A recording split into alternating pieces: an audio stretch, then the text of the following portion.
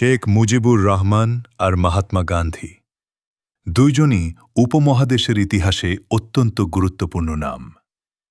একজন বাঙালির স্বাধীনতার স্বপ্নকে বাস্তবে রূপ দিয়েছিলেন, আর অন্যজন অহিংস আন্দোলনের মাধ্যমে ব্রিটিশ শাসনের বিরুদ্ধে সংগ্রামের প্রতীক হয়ে উঠেছিলেন।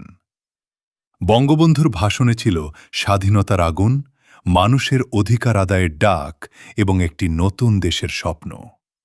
অন্যদিকে গান্ধীজির দর্শন ছিল অহিংসা, শান্তি এবং ঐক্যের বার্তা। ইতিহাসের ভিন্ন সময়ে জন্ম নিয়েও দুজনের লক্ষ্য ছিল মানুষের মুক্তি ও অধিকার প্রতিষ্ঠা। আজও দক্ষিণ এশিয়ার রাজনীতি, সংস্কৃতি এবং ইতিহাসে এই দুই নেতার প্রভাব গভীরভাবে অনুভূত হয়।